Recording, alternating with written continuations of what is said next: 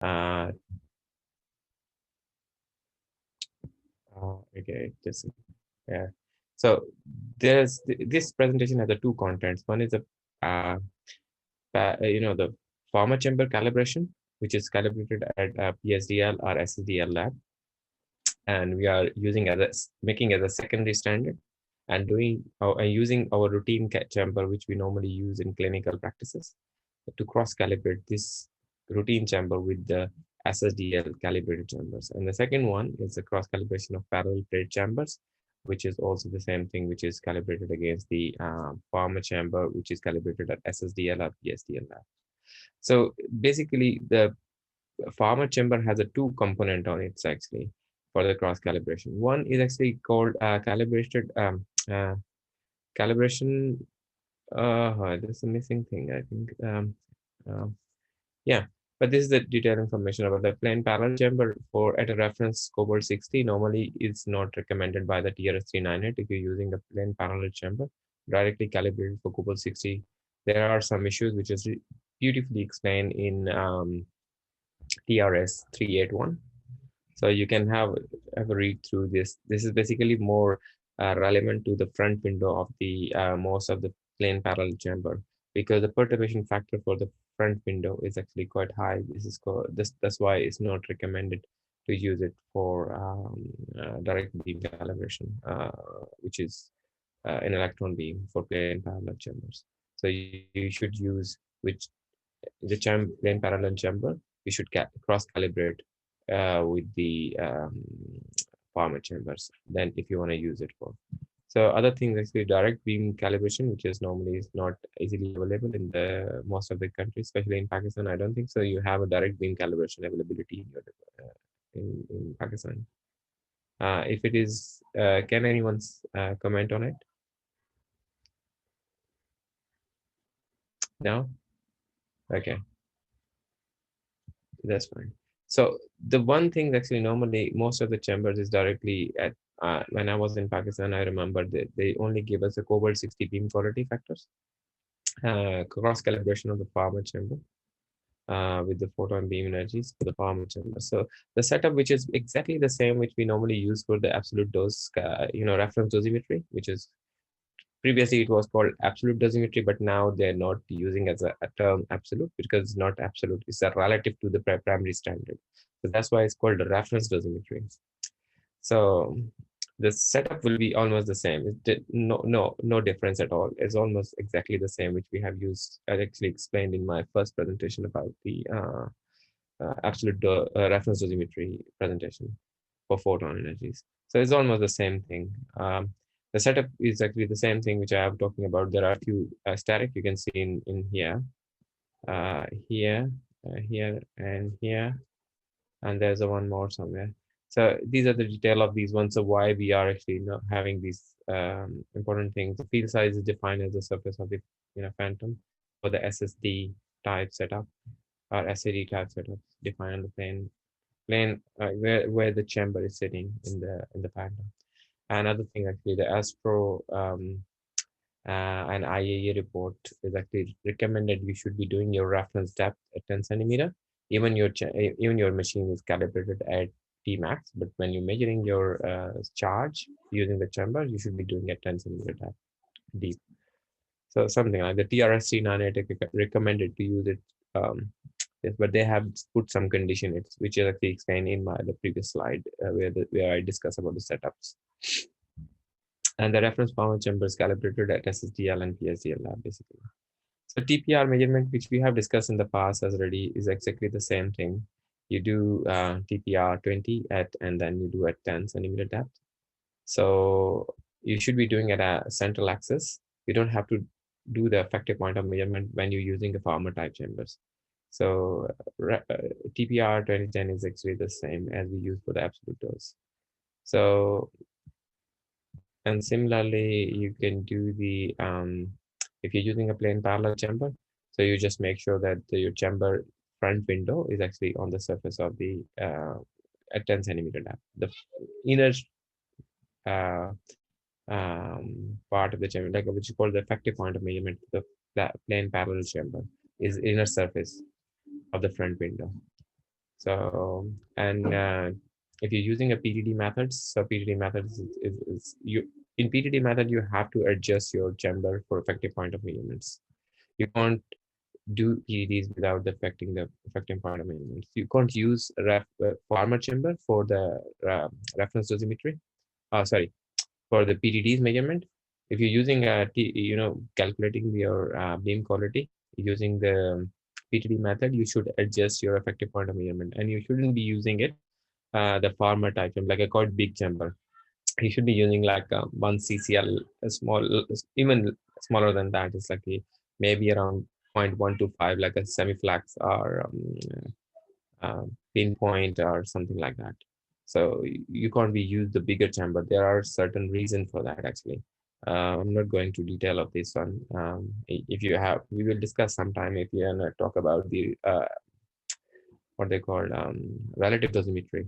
Maybe we can have some presentation on that one, and then we can discuss why is that and what are the issues with that actually. So TPR 2010, if you're using a plain parallel chamber and using the PTD methods to calculate your TPR, like a beam quality, so the same thing, you have to adjust your effective point of measurements. There are a few reasoning. They said why ZREF is actually 10 centimeter deep and why not you can't do it any depth.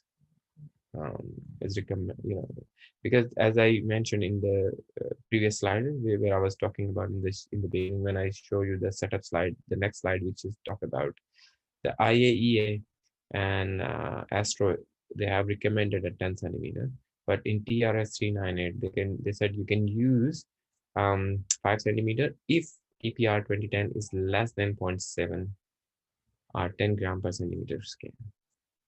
And similarly, if your TPR is more than 0.7, you should be using 10 centimeter. Okay. So at less than 0.7, you can use 10 or 5, anyone. But if it is more than 0.7, you should be using a 10 centimeter, 10 gram per centimeter scale. The reasoning in behind it actually, I actually discussed in my last presentation about the photon reference dosimetry. Because there is electron contamination, and if you're doing close to the surface, there is not much depth, like 5 to 6 centimeter. You are doing it like as TRS 300 say. If it is TPR 2010 is less than 0.7, you can use it 5 centimeter depth. But what happened? You have lots of electron contamination if the TPR is greater than 0.7. So that's why it's recommended to use a 10 centimeter. But in TRS TG51, they use the lead foil to reduce the electron contamination. So this is the explanation which I was talking about in Astro and IAEA report. They have discussed in 77. Use a single reference depth, which is 10 centimeter. Similarly, the measurement for the what you have to measure it, you have to measure it raw reading. You have to check your temperature correction factor. You have to find the polarity. You have to find the recombination. You have to make sure that your electrometer is actually calibrated as a single um, um, electrometer, and chamber is a one unit, or it's calibrated separately. If it's calibrated separately, then you have to make sure that you're applying the electric.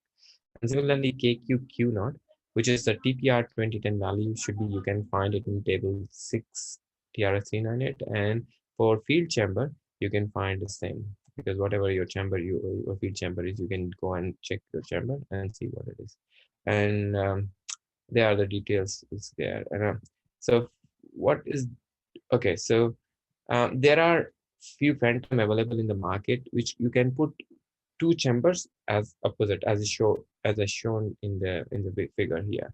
So you do the, there is a, on the left hand side with the red color is the field chamber, on the right hand side is the reference chamber. You can, which is the SSDL calibrated. The blue one is the SSDL calibrated or PSD calibrated chamber, and the red one is the field chamber which you're in-house, which you want to use it in-house on a regular basis. So what you do actually, you measure twice. You shift the position of the chamber. You can see the chamber is on the field chamber is on the right, and now the reference chamber on the left. This is because if there is any positional uncertainty in the chamber, so you can correct for that actually. Because when you make the phantoms, it's not 100% exactly identical. The plug you put in your chamber, basically they have like a specific jig where you can slot your chamber in. I forget to put the picture actually, but if you can Google it, you can find it. There are a few. PTW is also selling this one, and there are some other. I think so. IBA is also having the similar type of phantom, where you can put both chamber exactly same. At the same time, you can put both the chamber at the same time, and then you can measure simultaneously rather than doing it one by one. But to make sure the positional uncertainty, you can do it like this. So this is what I'm saying. So this is, so you apply what you do actually, the setup A, which I showed you in the previous, left hand side is setup A, right hand side is setup B. And then what you have to do, your reference reading divided by your field, and the reference reading divided by your field, and then the square root. This will give you your ratio of your reference to field. Okay. So temperature pressure correction factors, which is a very common. So during when you're measuring these ones, because you're doing simultaneously, there is no issue with the temperature. So then you don't have to correct it for it. So if you're doing individually, like if you don't have this phantom, you have to do individually. You put your chamber, expose it, get your reading, and remove your first chamber, and then put your second chamber, do it, and get your results. But in the meantime, there is a change in temperature, so that it affects maybe your reading. So then you have to correct it. So what the recommendation is, so you should do before, during, and at the end of your experiment. You should do that and then take the average of the reading. So then you apply the average value to get your results. And one thing more, make sure that when your T naught and P naught here in the temperature correction factors, they both are actually coming from your certificate, the calibration certificate, which I already explained in the past.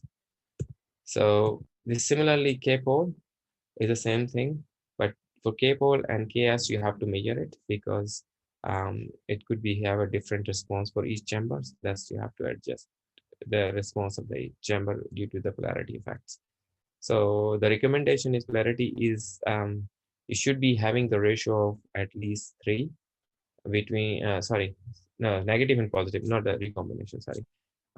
Reference your reference chamber and feed chamber should be done at both minus 300 and plus 300.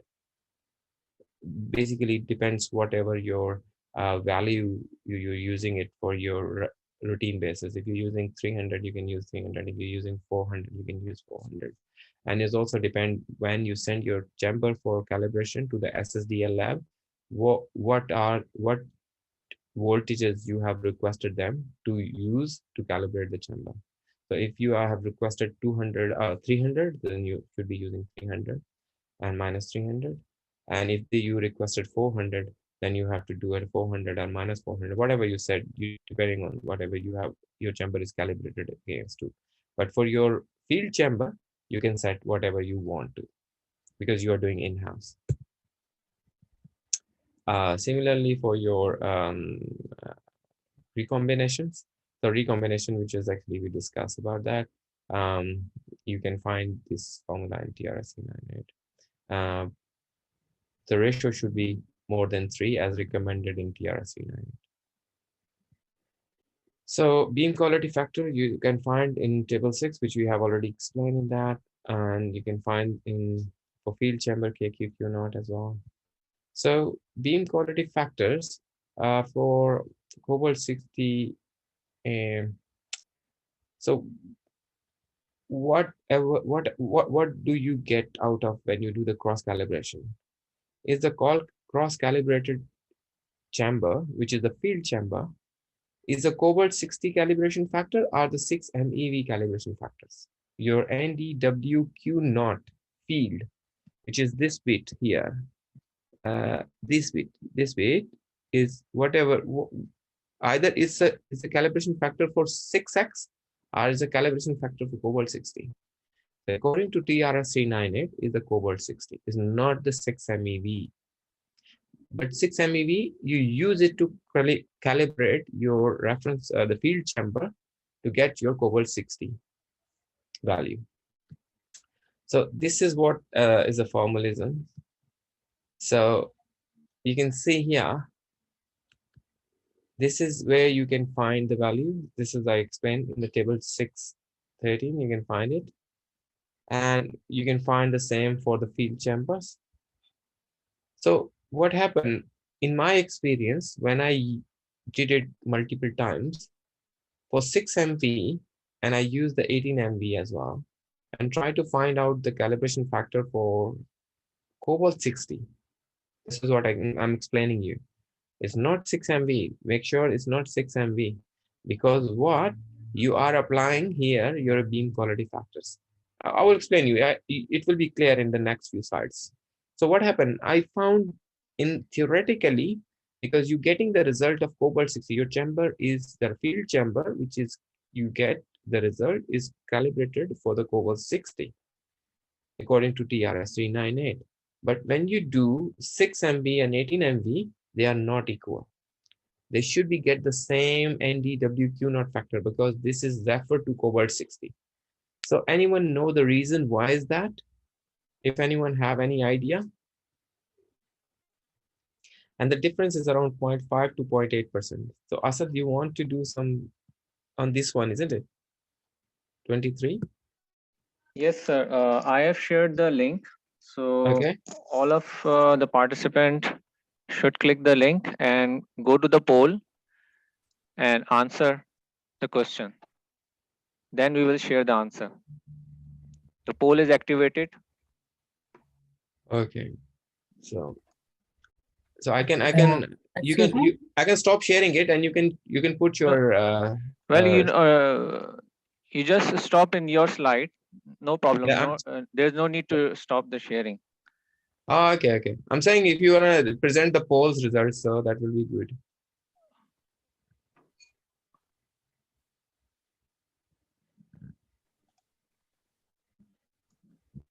You want to share, Asad, the polls result? Okay, I'm sharing. Okay, great. So it's a live. People are answering right now. Oh, good. Nice. So it's too hard to read through. It's too small. I'm actually using my small computer.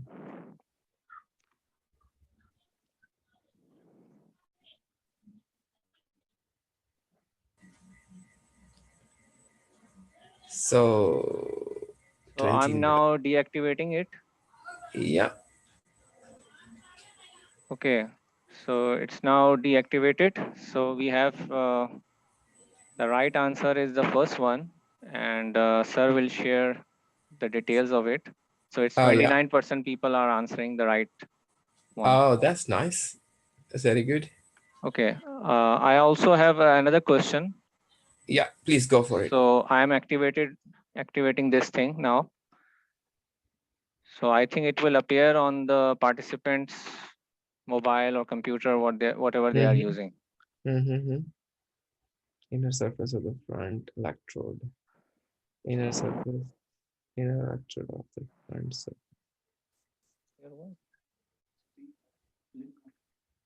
Link तो वही है. Ah, nice question, Asad. Very good. All same link. You can click the link again if you're not getting it.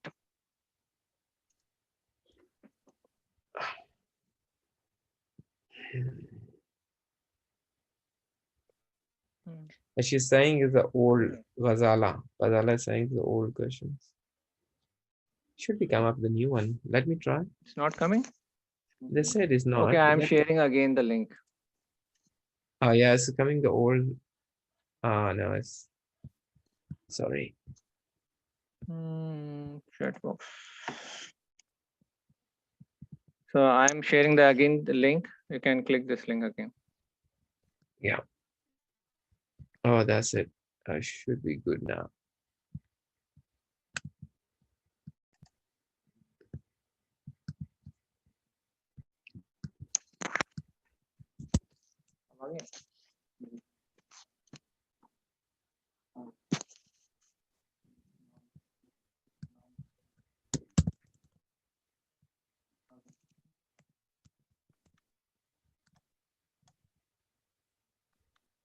I have.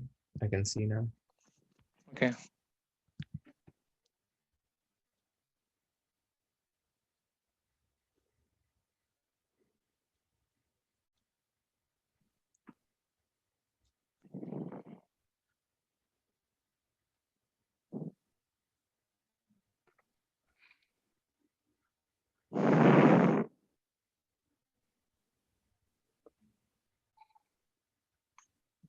Okay, this shows that people are not listening properly because the answer was already given on the second or third slide. Ah, yeah, that's right. It's only 13% people have correct the answer. So I'm That's right. deactivating it. It's okay. It's okay. It's very normal. Yeah. So Yeah, this is the way one could make this online session interactive. This is yeah. a one simple example, and now I'm not taking much time, so I'm stop sharing it, and now you can continue. Yeah. Thank you, Asad. Thank And you you can very much. explain I the think answer of the first question. yeah, you're right actually. I think so this way is make much more you can your what are the issues where the people are actually misunderstood the presentation. So then you can correct these things. Okay. So the difference is the reason which I have went through this literature. I found it the largest uncertainty in a KQQ knot. For as the energy go higher, thus uncertainty went higher. So when you apply your KQQ knot to get your NDWQ knot, then it's automatically you're getting the difference in it. This is the one thing. And the second thing, because we are using the Monte Carlo calculated ones, which is actually TRS 398 tables 663 is actually is the Monte Carlo calculated values. So it's not exactly for your particular chamber. So that's why there's an issue with that actually, because you can't exactly quantify, because this is the one of the biggest uncertainty. If you read through the uncertainty calculation of the TRS-398 or reference dosimetry, you can see that this is the one of the biggest uncertainty in it, which is a KQQ knot. And if you want to get a bit more details on it, I have actually write a paper on it for the, it is not exactly for this one, but I have written the uncertainty calculation for um, relative versus absolute point dose measurement for head and neck cancers, because this is the for the patient specific QA. And I tried both method, absolute method and the relative method, and I found big difference. And this difference was actually very clearly explained that if you use the relative method, you can cut off lots of uncertainties because it cancel out. But same, this is the one of the reason. And the second reason is actually, the wall perturbation factors. P wall of the chamber for as a, because I as I already explained you that these phantom is actually has a special plug where you can slot your chamber in. When you slot your chamber in, because it's make you waterproof as well. So one thing that, because it has a thin window of acrylic or PMMA or whatever the material they use it for to make this phantom, mostly the PMMA. So, but still it's already affecting your you're building up the wall perturbation. And as the energy go higher, you get a more the wall perturbation effect is on your um uh on your chamber readings. So this is the one thing which we finished now. This is what you get it if your chamber is calibrated for cobalt 60. But if your chamber is calibrated with the direct beam calibration, which is called the user beam quality. So how you can convert, cross calibrate your local chamber with the chamber which is calibrated for your user beam quality. So normally at PSDL labs, you get these sort of calibration, but mostly on SSDL lab, some of SSDL lab is able to do that to give you um, direct beam calibration. So what you get actually from your certificate, you can find the units you can see on the left hand side here. So you can see they give you the the value of the calibration and the uncertainty in your KQ. This is your KQ values. And this is your beam quality on the left hand side. And they make a fit curve. You can see the fit curve, and they use the second order of polynomials. So you can see here, so they have created a polynomial functions to fit the curve in, and they give you the formula here. This you can see the formula. So this is the formula, and then they actually solve this equation to get your constant value A, B, and C, which is actually they give you all this information. So what do?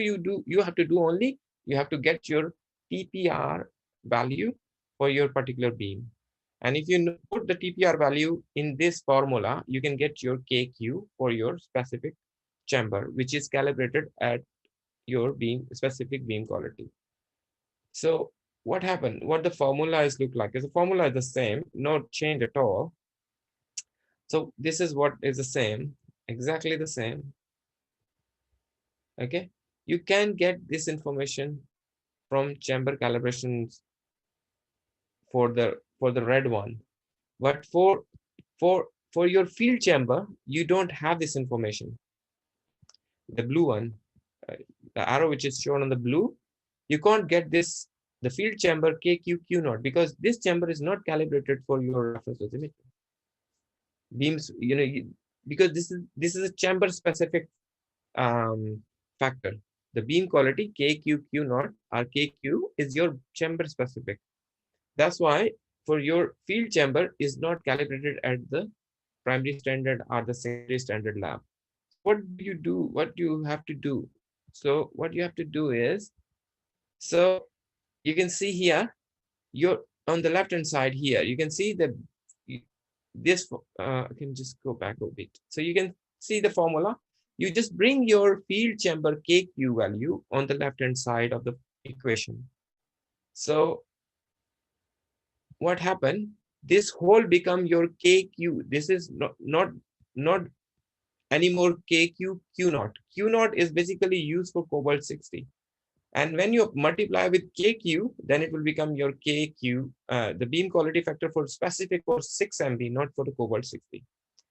So that's why you have to shift. You can't find the beam quality factor of KQ. So the KQ and NDWQ naught, this total become as a NDWQ on the left hand side. So that makes sense. And similarly, you can do the same thing for rating X. So you can get this way, you can get your direct beam calibration factor for your chamber, for your reference chamber, for your field chamber, sorry. So second part of the presentation is actually cross calibration of the plane parallel plate ionization chamber with the cylindrical chamber. So there are recommendations from the TRS 398 that you shouldn't be using your plane parallel chamber, which is directly calibrated for cobalt 60. And in the beginning of my presentation, I actually explained that why you shouldn't be using, because the wall perturbation is too high. That's why the TRS 398 is not recommending it, because if you want more details, you can read TRS 381, I think. So you can find out all this information, which is related to specifically for this plane parallel chamber. So they recommended to use it cross calibration for plane parallel chamber ionization with this cylindrical chamber. So how you want to do it, the calibration the plane parallel chamber at the reference cobalt 60, you can use it, but the uncertainty will be higher. That's why they don't recommend it.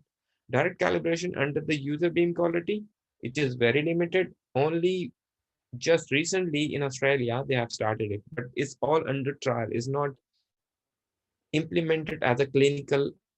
So they're just doing a practices, and then they are giving you the direct beam calibration. They're asking you to submit the results and do the results with the cross calibrated one with the farmer chamber and the direct beam calibration from the APANZA or like your primary standard lab, and then use both one and find the difference, and then you have to report back to the PSDL lab, and they are just building up some data, and then they are quantifying it, what are the issues could be.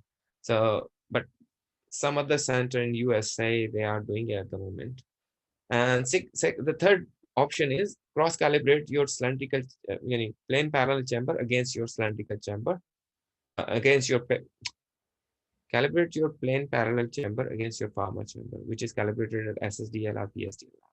So this is what three options. The last option is the most easiest option, which we normally use in clinical. So the setup is the same as we used to do it, but the only thing is difference here. In TRS 398, they recommended that when you're doing your cross calibration for your farmer chamber to your field chamber, um, plane parallel chamber calibrated against the farmer chamber, what you have to do, you have to use the highest energy available in your department. The highest energy they recommended it, those energy which R50 is, if you see here on the energy of the cross calibration, the recommended is R50 should be greater than 7 grams per centimeter square, which is almost close to roughly 16 MeV. Or if you have 20 MeV, you should be using the 20 MeV, not 16. They recommended the minimum is 16, but higher is the better. That's what they recommended. The most highest beam, which electron beam you have it, you should be using it. So the okay, now there are few issues here. So when you're doing your R50 is exactly the same as we have actually discussed in the reference dosimetry in my previous presentation. Last time we discussed about this. You should be using the 20 by 20 are the bigger size if it is have it.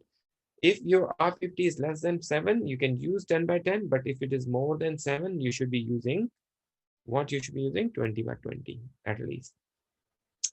So measurement of R50 for using the cylindrical chamber, you should be doing it whatever you should be using 20 by 20. And when you're doing it, if you're using the ionization chamber, then you make sure that this is not your percentage depth dose.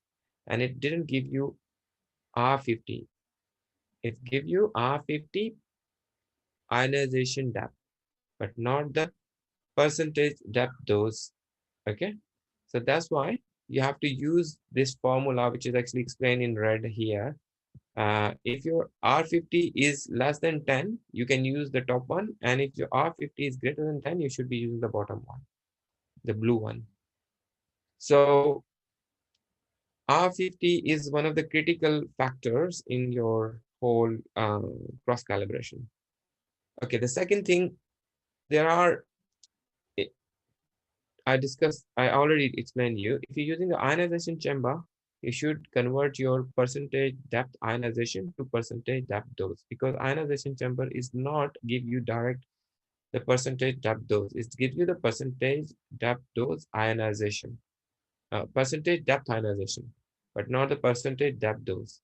So what do you have to do it? You can apply this formula. There is a normally in TRS 398, if you read through at the end of in the appendix, at the second appendix, they have explained how you can convert your percentage depth ionization curves to the percentage depth dose by applying the stopping power ratios.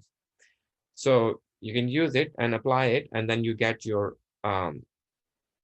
PTDs, and then from PTDs you can get your R50. Or you can use the up here, the formula which I explained, which is explained in red and the blue color. Is depending on whatever the depth, whatever the depth of your R50 is. Second, the third thing is actually your reference depth, where you should be measuring your, when you are measuring your charge for cross calibration for farmer and your plane parallel chamber, what depth it should be. So it also depends on your R50. That's what I'm saying. R50 is one of the critical factor for your whole cross calibration and a reference dosimetry. So when you do the cross calibration, the what factor you get it is called NDWQ cross. This is what you need it. This is what you, you should need it. But and the farmer chamber NDWQ note, you can get it from the calibration certificate for the farmer chamber. So this is whatever the details. If you want to why we should be using 16 MB, why you should be not using, less than 16 MB, what are the issues, you can read through. This is the details in these protocols.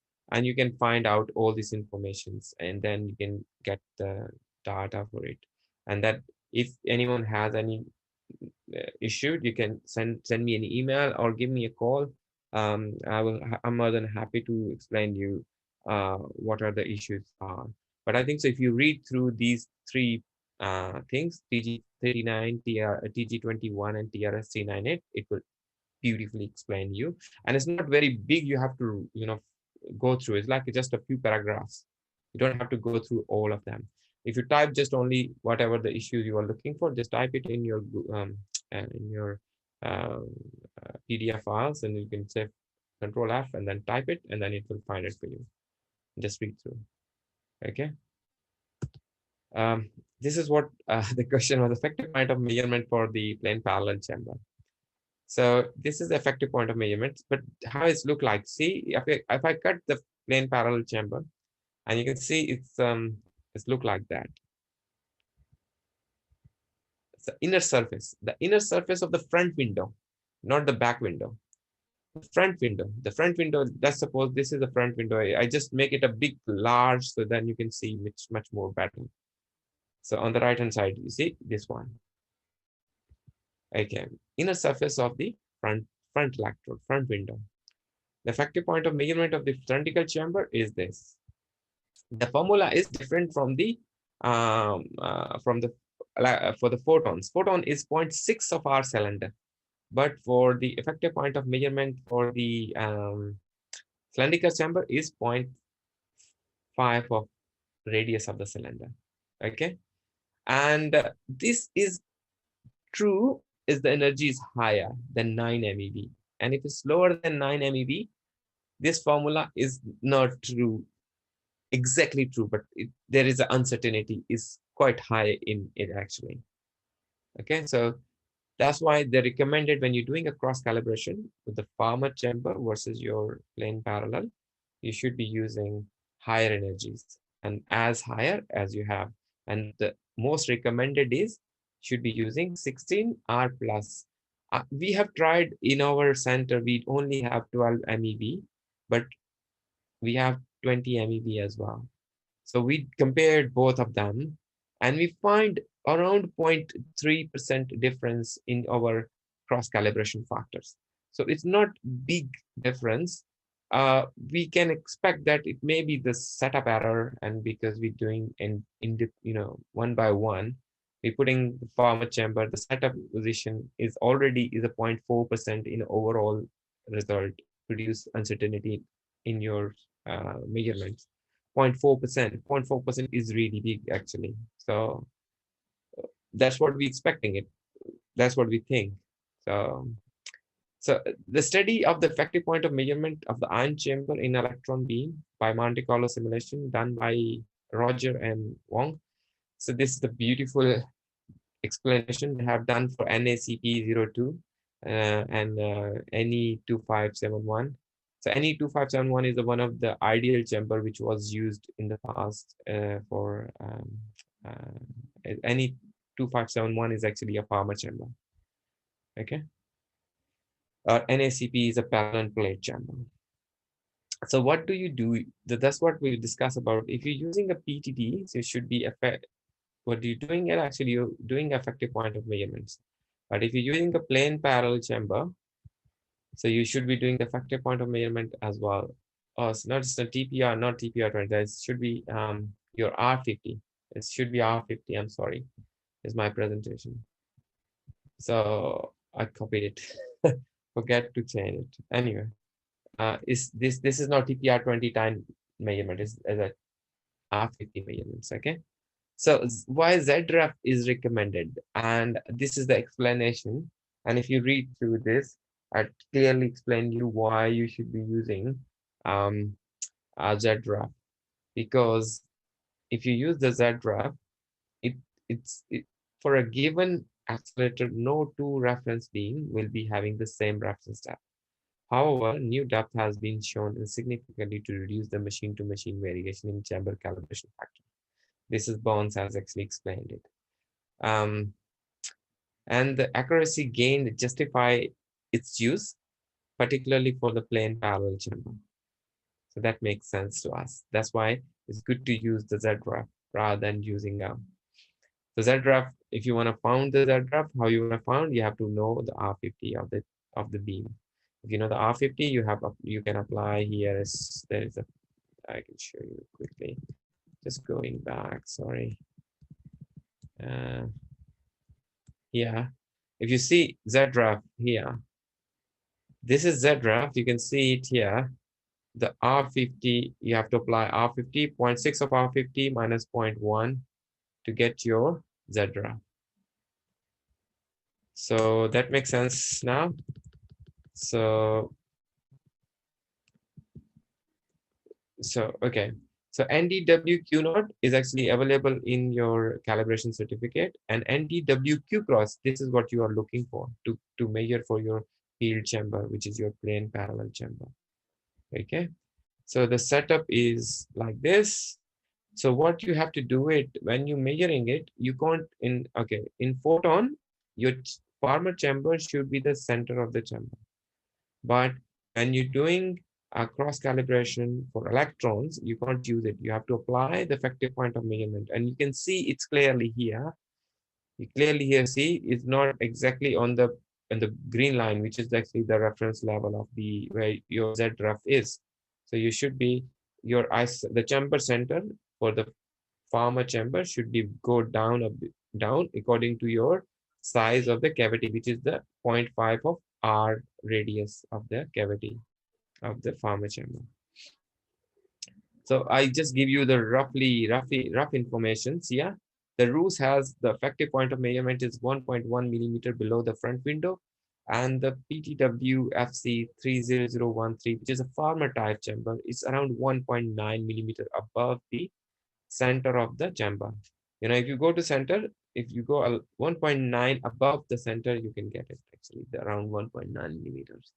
So but there are some other concern here that some people are saying here where I'm working at the moment, they say we should be using because the plane parallel chamber, the front window is made of plastic, is not made of water. So you should be using the effective point of measurement is whatever the effective depth of water is. If you use the effective depth of the front window, it will, which is water equivalent, is around 1.13 for the farmer chamber. Sorry, for the plane parallel chamber. So it's just a 0.03 difference if you use the effective point of measurement water equivalent. But if you use as a point just beyond the front window, so it's just 1.1. So there are slight difference in it actually. It didn't make a big difference um, in your cross calibration because you're using a very high energy, and you know the high energy. The reason of high energy using it, I didn't explain you actually why. There is one of the reasons to using the high energy. Sorry. Yes. Can I have a question? Yes, Kapil.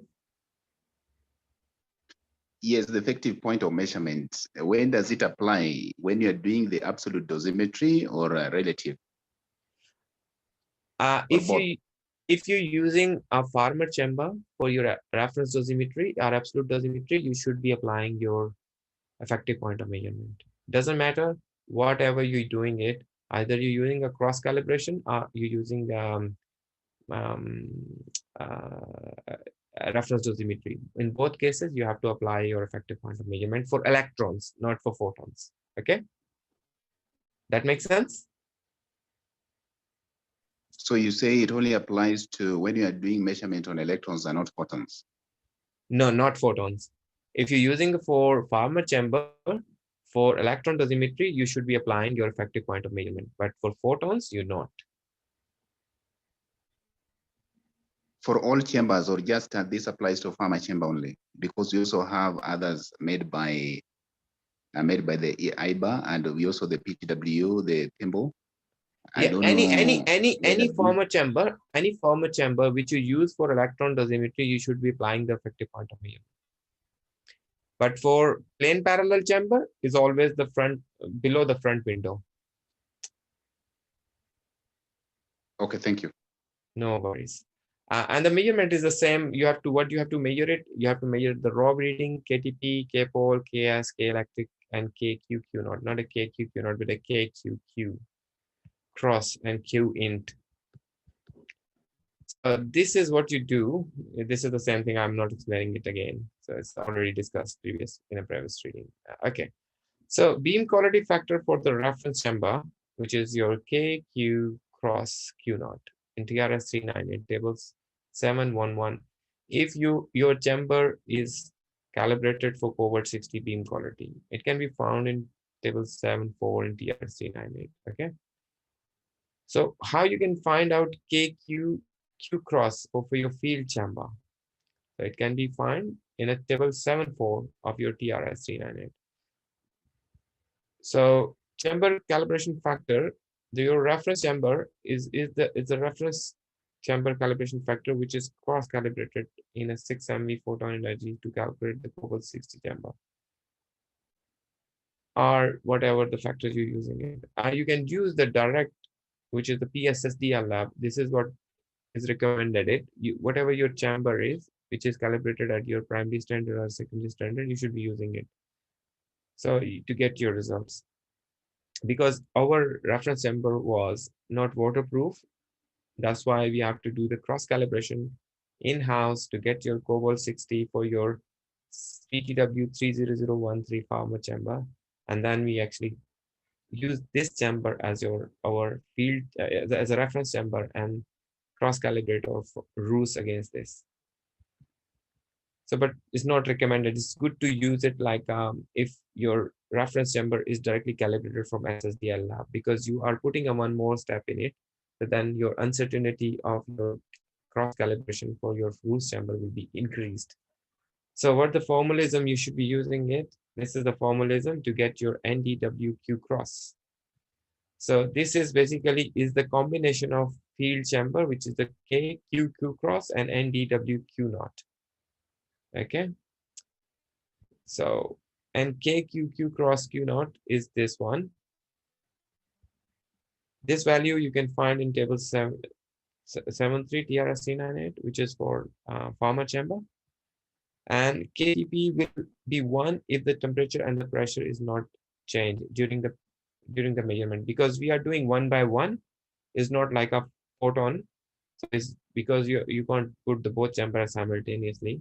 So then that's why you have to make sure that the temperature is not changed.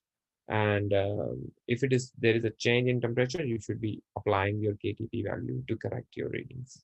Maybe the M reading, which is your charge reading. So use the cross calibration chamber. How you want to use the cross calibrated chamber? So that's, you get your cross calibration NDWQ cross, but how you want to use it? That's the one of the key things people are having an issue with that. So what it do actually, this is your KQQ cross, and KQQ cross is a KQQ int versus your KQQ cross int. So what it do actually, the numerator is the beam quality factors, the given electron energy, like it could be any energy which you are measuring it for your reference dosimetry. It's be 16, it be 6, it be 9, it be anything. And the factor you can find in table 7.4 of TRS 398, which is published in 2006. Okay. And the denominator is the beam quality factor for the energy which you use to cross calibrate your parallel plate chamber. In our case, normally in the most of the center, they use 20 MeV. And if this is your reference energy, which you use to cross calibrate your parallel plate chamber with the farmer chamber. So this is the value in the KQQ cross int. The KQQ cross int is 1 for the 20 MeV. Okay. So this is the end of my presentation. So if anyone has any questions.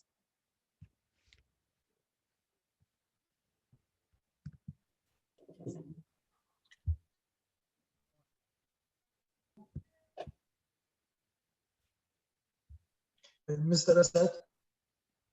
Thank you. Hello, can I ask you a question?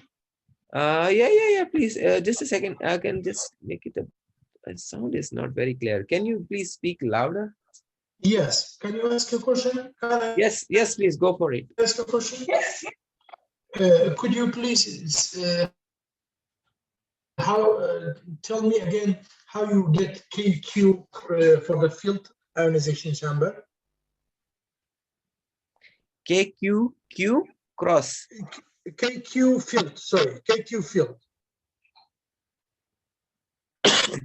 Hold a second. I can just share your presentations. Then you can explain me. Yes.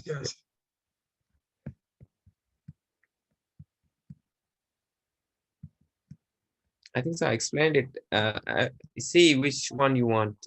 Tell me which one. The lower one, K field. Sorry, K KQ. field. Yes. KQ field. KQ field, you can't find it.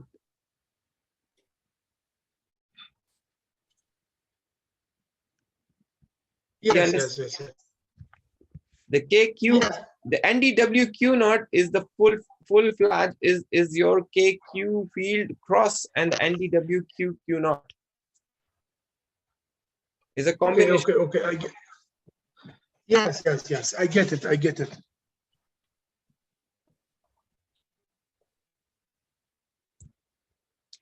Which is your KQQ cross here for the particular energy which you want to use it for.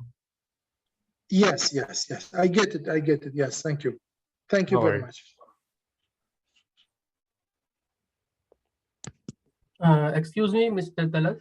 Yes. I'm Mahmood, and I think you know me very well. I'm a head secondary strength dosimetry laboratory at Pakistan. Yeah. Actually, the thing that you are saying about to use the high energy for electrons, you are saying that for reference dosimetry, isn't it like you are saying that for reference dosimetry you have to use the high energy beam? No. For reference dosimetry, you have to do for every single, for reference dosimetry, you have to do every single energy, whatever you have it. You have to find the absolute dose for all your energies. So this is just only for cross calibration. The reason for this, the cross calibration, you should be using it for the highest energy, because have you seen the electron? If I show you just a quickly, PDDs of electron beam. So images will be better. Yes. I think so. If you see my screen, let me share my screen now. So where is that?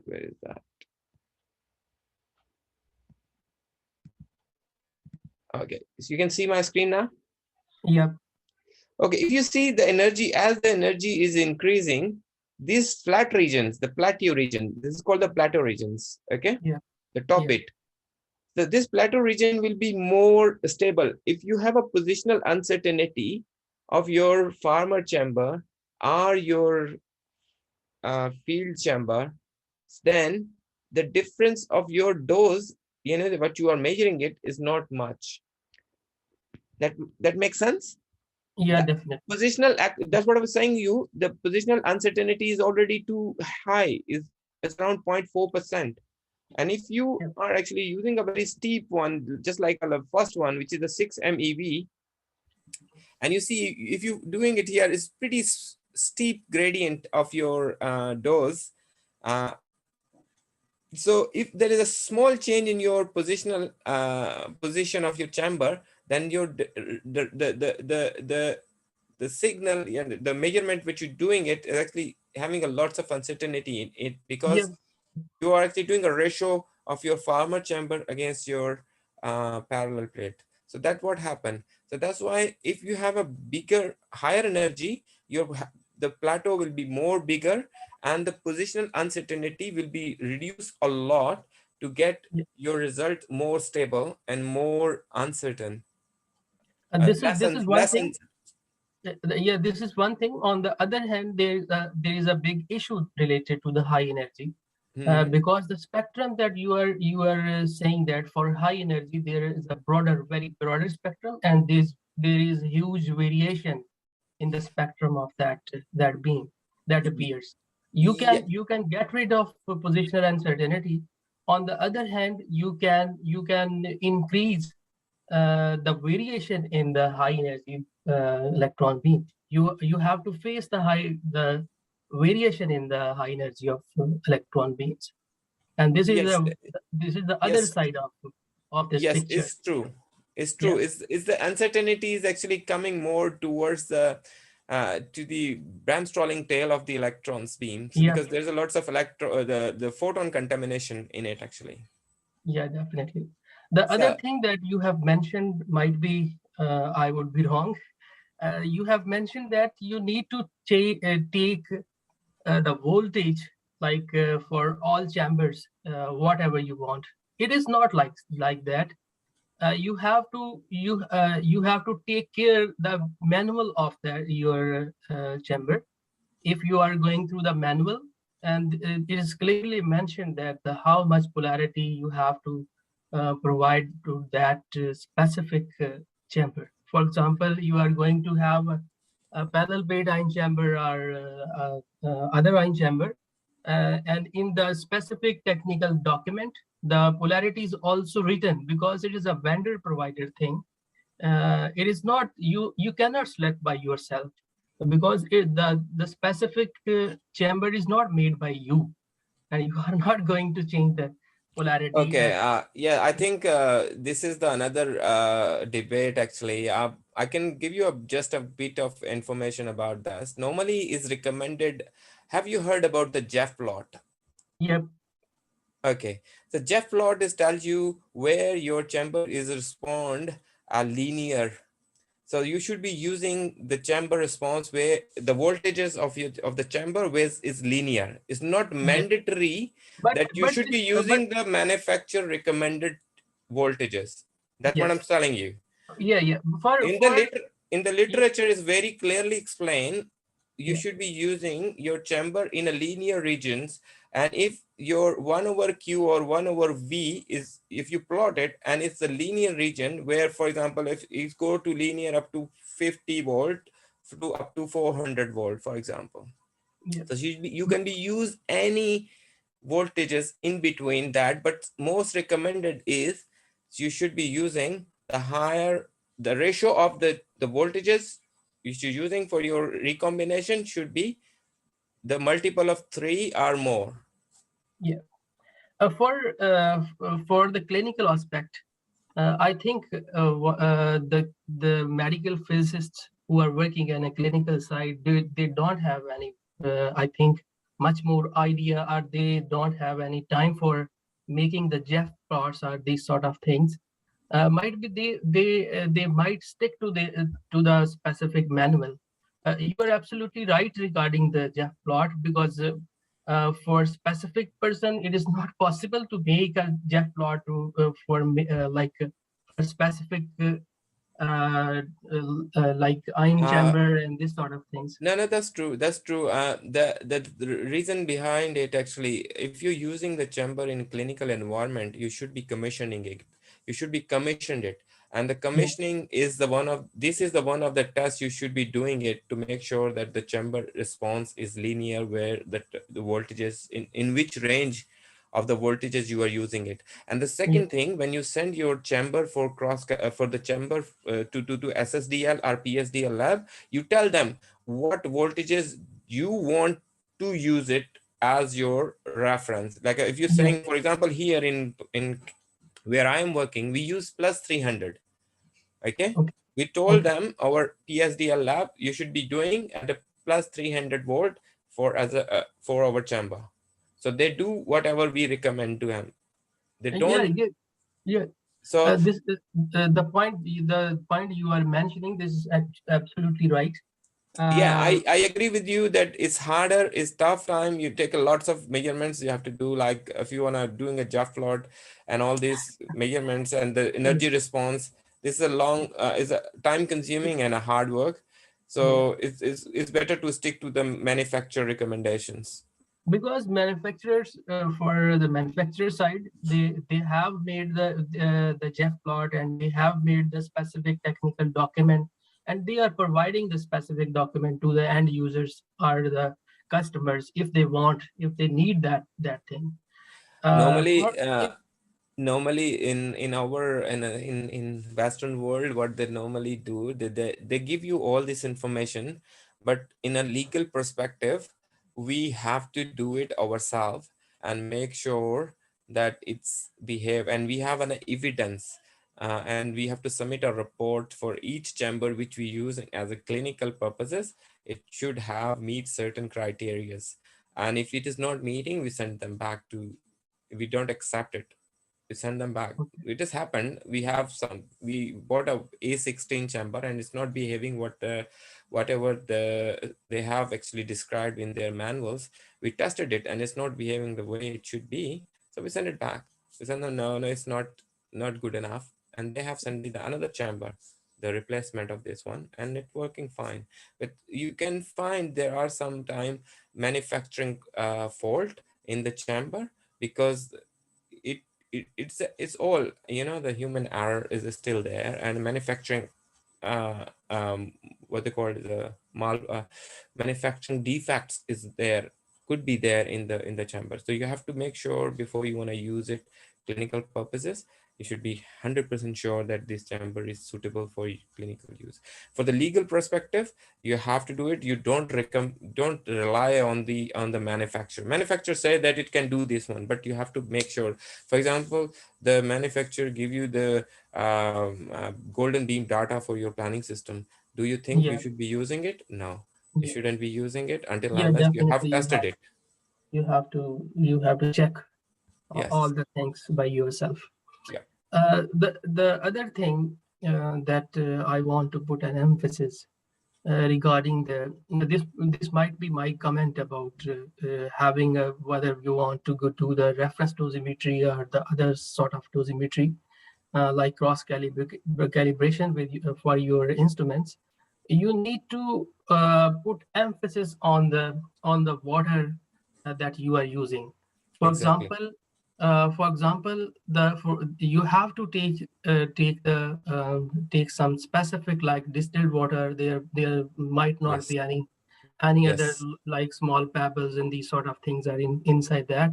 Agree. And the other thing is that if you are going to have like a cross calibration or reference dosimetry, at least you have to put the water inside that bunker where you want to get the data at For room least temperature. 24 hours before you need to put your water inside, in order Yeah. to get the temperature gradient that Mhm. may not happen during your readings.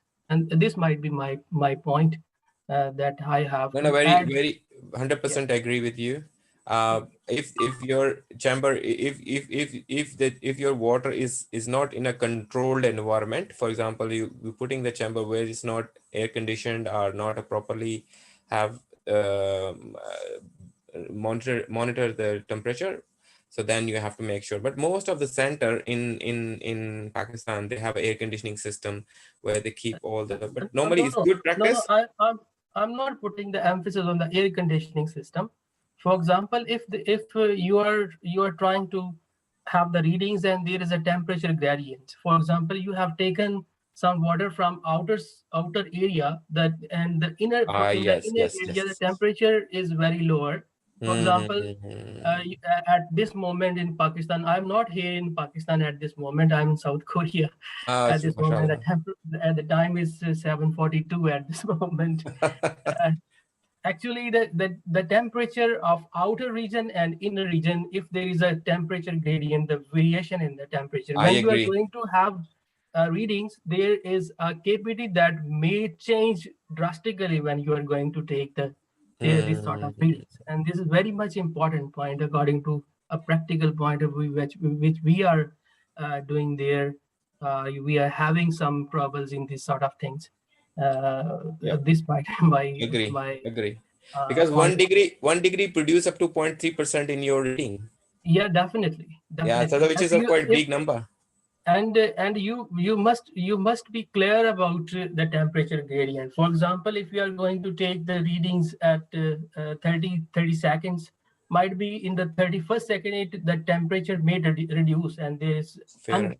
there is a uncongenial uncertainty that might happen, and you may not get the good results at that moment. Yeah. Yeah. Agree. Anyone else? Anyone have any question, please? And at the end, thank you very much. This is very nice talk that You're you have welcome, done. Mike. You're welcome. You're always welcome. If anyone has any question, please let me know. And if Yeah, not, hello. Hello. yes, Can you hear please. me? Yes, yes. This is Seval Kumar from India. Yes, yes, Yeah. Kumar. Basically, what is the significance of effective point of measurement in the absolute dose measurement? You have shown that it is like 0.5 RCL and 0.6 RCL for this thing, right? So, parallel ped chamber and cylindrical chamber. So what it will be the significance? Usually we are not following that for the absolute dose measurement. Only when we are going to measure the PDTs, we'll look into that effective point of measurement for the chamber. But there is a 1 mm or 2 mm, this Dmax makes sense in this PDT. But when it is coming to the absolute, we are not following that tradition. So I just wanted to be clarified from what make it makes sense. Your question, if I properly understood, is actually your voice is quite echo, but I can explain you what I understand. So you're saying that if you're using the farmer chamber and you're using, you're not applying the effective point of measurements. Yes, yes, absolutely. Yes, yes, When we are doing that absolute dose measurement, we are not following that effective point of measurement. Even whether exactly. it is when it is coming to that related to dosimetry like PDD measurement, that time we are taking into that account. But Yeah, as yeah, per your cross calibration, you mentioned that effective point of measurement, right? So I yes. just want yes. No, that's true. That's true. That when you are actually applying the, when you're doing, uh, okay. So the main reason is actually, if you're doing a reference dosimetry, you shouldn't be applying it because your KQ naught factor is already has applied this effective point of measurement issues uncertainty in already applied in the KQ naught. So if you apply your effective point of measurement in a photon dosimetry, then you are double dipping it actually. Okay. So that's why is exam questions is very commonly asked in Australia for the dosimetry point of view.